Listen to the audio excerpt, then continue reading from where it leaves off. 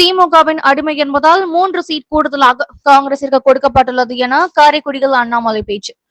சிவகங்கை மாவட்டம் காரைக்குடி சட்டமன்ற தொகுதி அம்மா மக்கள் முன்னேற்ற கழகத்தின் வேட்பாளரை ஆதரித்து தமிழக முன்னாள் பாஜக தலைவர் அண்ணாமலை பேசிய பொழுது இவ்வாறு கூறினார்.